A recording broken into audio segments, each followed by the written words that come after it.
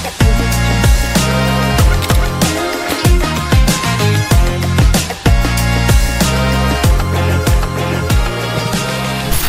teman-teman, kembali lagi dengan aku Andin sebagai host. Dan di sini kita kedatangan tamu dari teater. Jeng jeng jeng. Oke, sebelum mulai, alangkah baiknya kita perkenalan dulu. Karena tak kenal maka tak sayang. udah kenal belum tentu sayang. Oke, baik, silahkan. Oke. Halo teman-teman, perkenalkan ya, sebelumnya aku Jasmine Widyastuti dari jurusan teater. Nah, untuk sekarang itu semester 3. Nah, aku angkatan 2024. Apa sih alasan kamu memilih jurusan teater di ISBI Bandung? Kan ada di ISI dan sebagainya. Oke, pertama-tama makasih ya untuk pertanyaannya. Jadi sebenarnya aku tuh awalnya itu nggak mau masuk jurusan teater dan masuk ISBI. Awalnya aku mau masuknya jurusan yang beda banget, jurusan teknik lah di Polban asalnya. Tapi ya mungkin rezekinya ke ISBI gitu ya. Terus kenapa jadinya milihnya ISBI bukan ISI, kan ada banyak kan universitas yang lain. Karena mungkin ke ISBI itu kan daerah yang paling dekat lah. Maksudnya kalau di ISI kan di Yogyakarta itu tempatnya lebih jauh. Sementara kan kalau di ISBI di Bandung kan masih daerah Jawa Barat. Kebetulan kan aku memang tinggalnya di Cimahi, jadi nggak terlalu sejauh ke Yogyakarta gitu ngerantaunya gitu ya. Ya, bener juga sih. Iya. Oke, waktu kamu daftar, apakah kamu udah yakin nih kamu tuh mau masuk ke sini atau masih mau coba-coba gitu loh? Sebenarnya ya jujur memang agak ragu karena mungkin awalnya mikirnya orang tua nih ya. Pemikiran orang tua tuh kayak mau masuk jurusan seni apalagi teater ini sebenarnya dapat prospek kerja apa gitu, maksudnya mau jadi kerja apa gitu kan. Banyak yang nanya kayak gitu kan. Iya, apalagi di zaman yang sekarang agak susah ya kalau nggak punya modal buat hal seni-seni kayak gitu tuh. Nah, di situ memang ada pergelutan batin juga antara aku dan juga orang tua. Tapi aku tuh karena mungkin udah suka banget sama teater. Terus mungkin memang ranahnya ke arah kesenian seperti puisi, terus penulisan sastra, terus ada acting juga, aku suka ke sana. Aku akhirnya meyakinkan nih ke orang tua aku kalau sebenarnya prospek kerja di teater tuh bukan soal kita bisa kerja atau enggak, tapi kita tuh banyak pengalaman juga di teater ini, termasuk membangun relasi sama orang-orang di sekitaran kampus gitu. Nah, kamu itu masuk ke teater itu apakah dari diri sendiri atau karena ada yang kenal terus kamu tuh kayak diceritain nih sama si orang ini, di teater enak loh, gini loh, gitu loh, atau karena pure emang dari diri sendirinya pengen di teater? Awalnya aku tuh memang mau masuknya perfilman karena menurut aku kan di era yang modern ini mungkin lebih banyaknya ke pertelevisian ya, kayak sinetron, terus film pendek kayak gitu-gitu. Nah, aku memang awalnya tertarik sama film karena memang di sekarang tuh memang lebih banyak ke series gitu sama perfilman. Kan kalau misalkan untuk teater sekarang udah jarang sih, walaupun memang masih ada gitu. Dan aku memang dulu ikutan teater juga sih waktu SMP. Cuman mungkin udah berhenti karena waktu itu kan kehalang sama Covid juga ya. Nah, kalau misalkan teater kan kerjanya kolektif ya, bareng-bareng. Jadi kan gak bisa terus-terusan bareng sama orang waktu itu. Jadi kan akhirnya memutuskan tidak ikut teater lagi. Nah, pas setelah SMP, SMA tidak ikut teater nih, aku tuh memang ada prospek kerja waktu SMA ikut kesenian ya. Terus teman-teman aku tuh disuruh milih satu kesenian, misalkan ada yang seninya teater, ada tari, terus ada musik dan lainnya gitu. Nah, di situ aku ngambil teater sendiri. Di situ aku mulai ikut proyek itu kan. Nah, sedangkan teman-teman aku kan kebanyakannya ke musik sama ke seni rupa lah ya, kayak lukis kayak gitu-gitu. Nah, Nah akhirnya aku monolog kan di situ. Terus aku bikin monolog sendiri. Terus ternyata dipantau sama guru aku, ternyata itu bagus. Akhirnya aku memutuskan ikut FSL 2N ya. Tapi di situ aku milihnya puisi, ditawarnya puisi. Nah di situ aku bergelut di sana. Terus teman aku bilang nih, kayaknya kamu lebih bagusan masuk teater deh. Kebetulan nih dia kakak cutting aku sekarang, walaupun memang dulu satu tingkat ya, waktu SMA sekelas. Dia jurusan tata busana, namanya Arin. Dia bilang katanya, aku mau masuk tata busana nih di ISBI. Kamu kalau misalkan ke ISBI mau nggak kira-kira masuk teater? Terus aku bilang, kalau masuk teater nanti kerjanya apa? Terus ngapain ya? Aku juga bingung gitu, soalnya awalnya memang sebelum sama orang tua juga kan aku juga mikir kayak gitu, sebenarnya kerjanya apa? Terus maksudnya tuh ngapain aja. Sementara kan kalau perfilman gitu kayak udah dijurusin lah ya. Terus mungkin banyak project perfilman, entah mau jadi penulisnya, terus mau jadi aktornya dan lainnya kan. Iya, benar Kalau misalnya juga. perfilman kan lebih modern lah, lebih relate sama kehidupan sekarang gitu kan. Terus dia bilang kalau misalkan teater itu lebih ke aktorannya. Jadi kalau misalkan perfilman memang dari segi apa ya, bagian belakangnya lah, kayak skrip, sutradara dan lainnya. Kalau misalkan teater tuh lebih ke pemeranannya, ke aktorannya gitu. Nah aku tuh katanya lebih cocok di sana. Terus aku memang ada ini juga sih, bimbingan sama apa sih namanya, guru BK ya dulu mah, bimbingan konseling. Terus aku tuh nanya nih ya ke guru aku, kalau misalkan aku tuh sebenarnya cocoknya masuk jurusan apa nih. Terus dia bilang, kamu tuh lebih minatnya kemana? Nah aku bilang sebenarnya memang ke pemeranan sih, ke aktoran kayak gitu. Nah akhirnya dapat apa namanya, dapat jalan gitu, dapat masukan. Ya udah kalau gitu coba aja masuk teater gitu ceritanya. Oke, berarti intinya awalnya dari orang ya, Iya, karena dari ayo orang. masuk ISBI gitu loh. Iya, jadi diajak. Nah, setelah kamu masuk ISBI kan tadi kata teman kamu teater itu lebih ke pemeranan. Ketika masuk nih ke teater, gimana nih? Padahal kan isinya bukan itu semua. Gimana perasaan kamu? Apakah kayak aku menyesal atau karena nggak apa-apa deh aku menyukainya atau kayak gitu? Sejujurnya ini ya, yang aku culture shock masuk teater itu kayaknya kamu juga relate deh. Ini juga anak teater juga kan ya. Awalnya aku kira tuh teater tuh ya udahlah kayak acting aja ya nggak sih. Kayak gitu, baca naskah, ngapalin, udah gitu naik panggung, udah gitu aja. Taunya sebenarnya yang bikin kaget tuh ini apa sih, tiba-tiba ada teori-teori yang kurang masuk dari kata teater gitu. Kayak misalkan jujurnya kaget tuh filsafatnya kayak gitu ya, mata kuliah filsafat, terus ada psikologi, terus ada kewarganegaraan, keagamaan. Jujur kalau menurut aku tuh kadang kurang relate sih sama kehidupan teater gitu. Tapi yang kalau aku inget-inget lagi, kan teater itu sarjana ya di kita, sarjana S1. Nah ya memang relate juga sih, karena kalau sarjana kan lebih ke teori ya, kalau diploma baru ke praktek gitu. Jadi emang ada culture shocknya gitu dari mata kuliah yang apalagi di semester 1 kayak kewarganegaraan kayak gitu. Ya, benar. Karena kurang relate juga ya sama kehidupan teater. Tapi sebenarnya kalau pusing ngerasa salah jurusan sih jujur awal-awal sih enggak ya. Karena belum terlalu pusing. Nah, kamu kan sekarang udah di semester 3 nih. Apa sih yang akan nanti kamu ambil peminatannya tuh di mana gitu loh. Sedangkan kan kamu tadi kayak pemeranan oke, penulisan juga oke gitu loh. Apalagi kamu kan udah bikin beberapa buku ya. Kamu itu akan ngambil ke arah mana gitu loh. Sejujurnya nih, awal masuk teater itu karena kan awalnya didoktrin sama temen ya udah kamu masuk teater aja karena itu lebih fokusnya ke aktoran gitu kan, sama pemeranan, karena mungkin kamu bagusnya lebih ke sana gitu kan. Aku sih sebenarnya relate sih sama itu, maksudnya aku ngerasa iya juga sih. Nah awalnya memang aku mau fokusnya ke pemeranan karena jurusannya teater.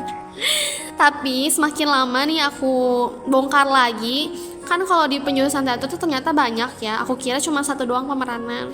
Ternyata kalau dulu nih ada penyutradaraan, ada penulisan lakon, ada penelitian, terus ada apa lagi sih?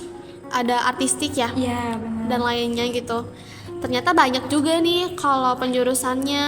Nah, aku sepertinya kalau misalkan disuruh memilih dua penjurusan, bukan penjurusan maksudnya Peminatan. peminatan, mungkin lebih ke pemeranan sama penulisan lakon, karena mungkin dulu aku suka nulis ya. Ini aja ya, apa, intermezzo aja gitu. Waktu aku SD kan memang dari dulu suka banget sama cerita-cerita kayak dongeng gitu, karena aku dulu, kalau misalkan kalian ingat, ada majalah kayak majalah Bobo, terus majalah Barbie, tahu nggak sih? Enggak, aku nggak tahu. Nggak Soalnya tahu ya? aku lebih ke, kalau waktu SD aku lebih ke main Barbie-Barbie-an. Oh, yang aslinya ya? Ya, tapi justru aku waktu SD puisi, lebih ke puisi sama Pildacil, kayak gitu sih. Ya bagus sih sebenarnya ya. Dadace tuh kayak pidato gitu ya? Ya, Oh, iya. pidato anak kecil kayak gitu. Kalau aku dulu dikasihnya tuh novel sama ibu aku. Terus manga tuh apa ya? Kayak komik Jepang Iya. gitulah, iya. Terus ya berbau hal buku-buku kayak gitu. Terus aku tuh waktu SD tuh udah baca buku yang berat kayak buku Sherlock Holmes. Itu yang nulisnya yang Arthur Conan Doyle kalau nggak salah. Itu kan bahasanya udah berat ya. Nah pas SMP dulu ikutan member di perpustakaan kan, jadi sering ke sana. Terus kalau di sana kan ada wifi sama komputer, terus ada buku namanya teh apa ya, kalau buku yang dulu tuh KPK kalau nggak salah, tahu nggak, novel-novel anak kecil. Jadi anak-anak kecil di situ tuh Iya, benar. ngirimin naskah buat dijadiin novel khusus Iya. buat anak kecil juga. Benar, iya. Nah di situ aku tuh suka sama baca-baca KPK kayak gitu, karena ternyata banyak juga nih anak-anak yang paham soal literasi gitu, suka baca, suka nulis. Jadi aku juga ngerasa nggak sendiri gitu. Yang aku suka tuh ternyata nggak sendiri. Terus ternyata teman-teman aku juga banyaknya suka baca buku gitu, dibandingkan main sesuatu gitu kan. Ternyata suka juga ke perpus gitu, menyesuaikan sama circle-nya gitu loh. Jadi ya gitu deh, sukanya dari sana. Terus akhirnya pas SMP nih ya udah mulai terjun nyoba nulis lagi. Kan awalnya kan cuman baca, kebanyakan baca lah mungkin, kalau bikin cerpen sekali-kali gitu. Nah waktu pas SMP, dulu waktu SMP 2017 udah mulai K-pop lagi gak sih? Kamu K-popers gak? Iya, enggak, aku enggak Enggak. K-popers. Dulu teman-teman aku kan pada K-popers. Terus kalau misalkan tahu nih ya, sekarang juga kayaknya masih ada deh. Kalau dulu ada namanya aplikasi Wattpad. Nah di situ Wattpad tuh kebanyakan sebenarnya ada novel yang umum gitu ya, kayak yang genrenya romance dan lainnya. Tapi di sana tuh kebanyakan ada yang fanfiction, kayak si tokoh utamanya tuh kayak artis K-pop, tau gak sih? Kayak misalkan ceritanya judulnya apa, tapi tokoh utamanya tuh si Jimin BTS misalkan, terus pakai muka Jimin gitu. Nah aku dulu awalnya suka nulis tuh awalnya di situ dulu. Nah aku dulu suka grup namanya X1 kan, di situ aku bikin fanfiction bla bla bla. Ternyata ada yang suka. Nah aku akhirnya lanjutin nih nulis yang lain, pakai mukanya si Baekhyun EXO, ditulis lagi gitu kan. Itu genrenya romance. Terus makin lama makin banyak yang suka juga kan, aku nulis fanfiction, akhirnya ngelanjutin nih. Tapi untuk sekarang nih, di zaman yang sekarang, jadi tahun yang sekarang udah nggak relate lagi. Sekarang mah K-pop udah bosen gitu. Iya, kan? udah muncul kayak Dracin. Iya. Kayak gitu ya. Iya udah nggak terlalu sewah dulu gitu. Apalagi kan waktu aku SMP SMA itu peralihan COVID ya. Ya, peralihan benar. COVID. Jadinya orang-orang tuh masih suka baca Wattpad dan lainnya. Terus aku kalau untuk sekarang udah nggak suka K-pop lagi. Jadi mau mencoba genre baru gitu. Sekarang sih lebih mau masuknya ke hal-hal klasik gitu, kayak, tapi bukan klasik yang barat gitu sih. Kalau aku sekarang aku suka sama kebudayaan Indonesia kan, jadi aku pengen bikin sesuatu hal yang ada unsur mistisnya gitu di novel aku. Terus mungkin lebih ke genre dark romance gitu loh. Kayak gitu mungkin itu aja sih. Nah, kamu tadi kan mau ngambilnya ke pemeranan ya, salah satunya pemeranan. Di era sekarang yang politiknya makin hancur nih, apakah kamu tertarik ada pertunjukan yang teori Agus Tubal itu loh, yang perlawanan pembebasan terhadap itu loh masyarakat yang tidak diadili. Apakah kamu ada keinginan gitu loh merujuk ke sana? Aku lanjut ya, aku kan menang puisi itu kan si puisinya aku tuh ajuin itu ada unsur 17+8, jadi kayak aku lupa lagi 17+8 itu apa. Pokoknya yang perlawanan terhadap DPR itu loh, yang gajinya terlalu besar gitu ya, dinilai sangat besar dibandingkan UMR orang-orang yang kerja di Indonesia gitu kan. Kalau UMR kan kalau paling gede juga kan sekitar kalau nggak salah 7 juta di Jakarta ya. Kalau di sini cuma 4 jutaan kayaknya ya, kalau nggak salah. 4-5 juta. Nah, di situ aku membawa unsur hal seperti itu, soal ketidakadilan Indonesia gitu terhadap rakyatnya, terus maksudnya ketimpangan sosial gitu. Dimana sebenarnya orang yang berkuasa itu lebih dominan dibandingkan orang-orang di bawah, orang-orang rakyat kecil. Nah, di situ memang ada pergerakan. Terus sebenarnya kalau untuk beberapa novel aku untuk sekarang mungkin belum ada sangkut pautnya sama politiknya, karena mungkin aku juga kurang ngerti soal politik. Cuman memang aku tuh membuat tulisan ini tuh relate-nya untuk menghibur masyarakat sih sebenarnya. Terus merasa ingin pembaca atau penonton ingin terbawa pada cerita yang aku buat gitu, yang masuk ke dalam imajinasi yang aku buat. Intinya gitu sih. Kalau untuk pemeranannya, nanti kalau ketika kamu masuk sanggar nih, apa kamu akan mengajak sanggar kamu supaya masuk ke teori Auguste Boal itu? Yang perlawanan itu ya? Iya. Kalau aku sih ya, kalau untuk sekarang sih kayaknya belum ada pembicaraan sana. Cuman memang kalau misalkan dilihat dari situasi Indonesia saat ini, mungkin relate aja gitu, bisa dibuat untuk pertunjukan gitu ya, membawa isu-isu sosial sama politik, karena kan memang Indonesia juga perlu dikritik kan sama orang bawah. Tapi kalau misalkan untuk aku sendiri nih, kalau misalkan untuk sekarang dibuat pertunjukan, mungkin aku lebih membawanya ke fungsi teater yang lebih menghibur, bukan yang mengandung unsur perlawanan seperti itu. Tapi mungkin bakal ada ide seperti itu di kemudian hari gitu. Oke. Nah, ini untuk teman-teman yang belum masuk teater. Menurut kamu atau ajakan kamu nih, agar teman-teman mau masuk teater tuh gimana? Cara-caranya agar kalian tuh ketika masuk teater siap dengan nggak siapnya gitu loh. Apakah masuk dengan teater ini bukan yang tadi kamu kayak diajak teman-teman? Apakah boleh seperti itu atau harus benar-benar dicari tahu dulu gimana nih cara belajar masuk teater atau gimana-gimananya gitu loh? Sebenarnya nih ya, tidak ada paksaan untuk, maksudnya misalkan nih ya, kalau ada teman-teman kalian yang ngajak, udah kamu masuk ini, nggak harus diikutin sih sebenarnya, tapi dari hati sendiri gitu ya. Kita mau masuk jurusan apa gitu, mau ngambil kelas apa, tapi gini loh, enaknya masuk teater tuh gini sebenarnya, untuk teman-teman gitu yang merasa bingung atau merasa kayak sebenarnya kalau masuk teater tuh ada fungsinya, atau maksudnya dapat prospek apa gitu di akhir. Sebenarnya banyak sih sebenarnya ya, apalagi kalau di ISBI ini lingkungannya tuh kan lebih banyak artis ya yang masuk, maksudnya yang banyak diundang seperti Rina Nose, ada Sule juga. Itu tuh menambah relasi juga sih sebenarnya kalau misalkan kalian masuk ke sini. Apalagi kan Rina Nose jurusan teater juga dulu ya, nggak tahu tahun berapa, angkatan tahun berapa. Oke, jadi gini nih, buat adik-adik yang mau masuk teater, apakah ada pesan yang akan kamu sampaikan? Semisal kayak kamu kalau mau masuk teater, tentukan kamu itu diajak orang lain atau dari hati, seperti itu. Karena kan dengan dua perbedaan itu sangat, nantinya ketika ngejalaninnya itu kayak ada beban gitu loh ya. Oh iya, biar gak ada beban itu ya. Ya. Menurut aku kalau misalkan milih jurusan untuk kuliah gitu ya, harus dipastiin benar-benar gitu biar gak menyesal kemudian hari. Aku nggak tahu sih, mungkin ada teman-teman juga ada yang nyesal sama jurusan teater gitu, tuh nggak tahu juga. Tapi yang aku rasain memang setiap misalkan kita di dunia kerja, aku juga kan memang pernah kerja juga di dunia kerja atau di dunia perkuliahan, pasti ada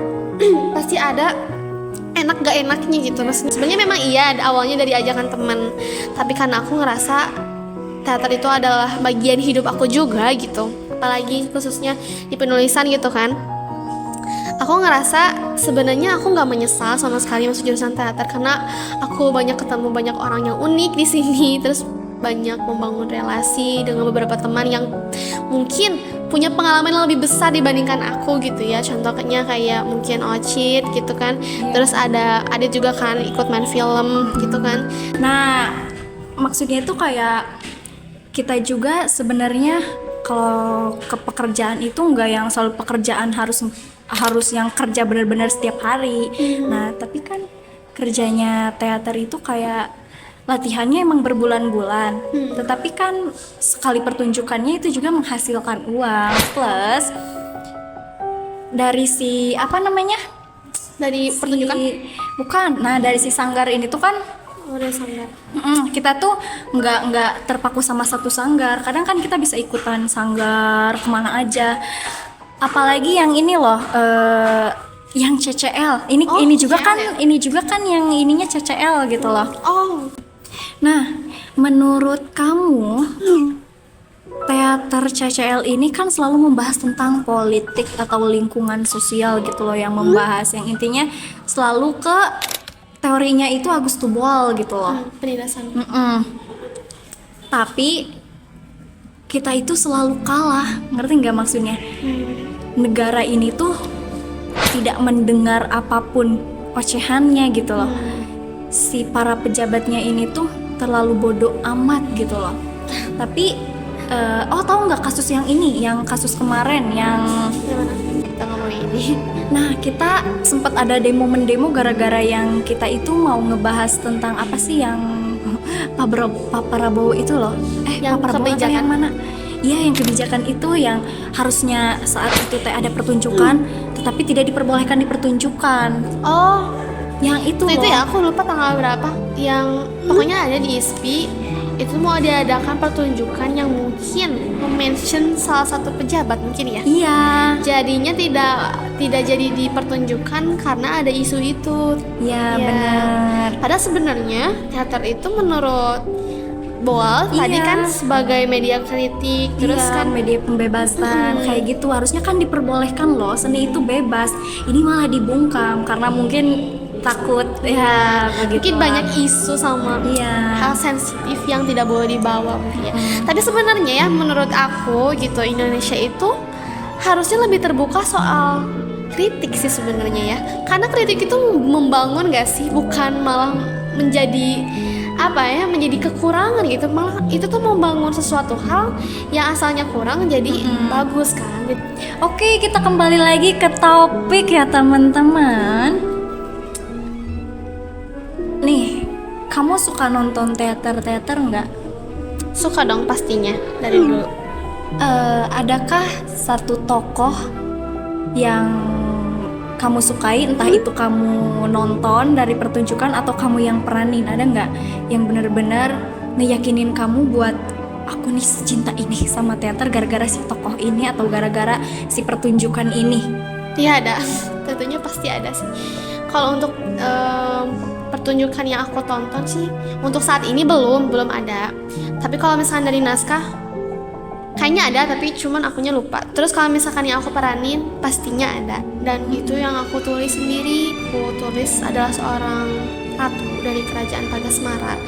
Jadi dia itu dipersunting sama Raja Arya buat jadi istrinya. Tapi Raja Arya waktu itu tuh meninggal karena dibunuh seseorang. Dan akhirnya si Asmaya ini tuh bersekutu dengan para iblis untuk membunuh orang yang memfitnah Arya gitu. Aku suka banget sama tokoh ini. Kenapa? Karena isu mental health sih, Andin. Oh, iya. Gini, jadi si Asmaya ini tuh kalau misalkan kita lihat gitu secara kasat mata gitu ya, kalau ketika dia menjadi Asmaya, dia seperti wanita yang sangat baik hati, lembut gitu. Terus maksudnya seperti ratu lah gitu, yang kita lihat tuh orangnya sangat anggun dan baik hati ke semua orang. Tapi ketika dia berubah menjadi sosok yang jahat, menjadi sosok iblis gitu, karena bersekutu dengan iblis tersebut, dia jadi tokoh yang bengis, tragis, terus penuh penuh intimidasi, terus penuh haus darah, psikopat gitu. Di situ tuh aku tuh menyangkut pautkannya dengan isu mental health bipolar. Kalau bipolar mungkin udah tahu ya kayak gimana. Jadi kadang tiba-tiba nangis. marah, Iya kayak gitu kan. ya. Iya gitu. Aku tuh menyangkut paut sama itu karena mungkin aku pernah membaca gitu tentang hal itu gitu, dan mungkin ada beberapa temen yang ternyata merasakan dia sama bipolar seperti itu. Nah, aku buat si tokoh ini karena relate sama beberapa orang, dan mungkin ini juga yang membawa aku sampai sini ya nih. Sangat Yang suka ya gara-gara si tokoh itu. Iya, jadi gara-gara tokoh ini. Setelah kamu memasuki teater, kan kamu nih bertemu dengan aktor-aktor gitu loh. Apakah kamu mengubah cara pandang kamu terhadap seseorang gitu loh? Mengubah ya. Kalau misalkan mengubah Cara pandang gitu loh, karena setelah karena gini, seperti waktu itu teman kita Syahara, dia kan menjadi aktor yang pernah menjadi aktor ya perempuan pelacur kayak gitu, dan si pelacurnya ini tuh mental health juga kayak gitu. Nah, dan dia itu tidak bisa keluar dari si tokoh itu, maksudnya tuh dia tuh selalu terngiang-ngiang, selalu kayak gitu. Apakah kamu melihat Syahara ini cara pandangnya berbeda atau gimana gitu loh? Kelihatan atau enggak gitu loh? sepertinya gini nih, kayaknya dia tuh di tahap bukan gak bisa keluar dari tokohnya, tapi karena terlalu menghayati mungkin ya sama tokohnya, terus merasa mungkin relate juga sama dianya, jadi ngerasa dia tuh ada orang yang sama seperti tokoh yang dia mainkan mungkin ya gitu. Jadi dia memang susah lepas. Soalnya aku juga pernah, kayaknya kamu juga tahu deh, ada film atau series Cina yang laki-laki yang gak dia tuh jadi orang yang yang punya latar belakang kurang inilah gitu, tau gak sih, yang tangannya gitu-gitu, tau gak sih? Iya, gitu. Iya, kan ada juga yang kayak gitu. Ada Joker juga yang susah keluar.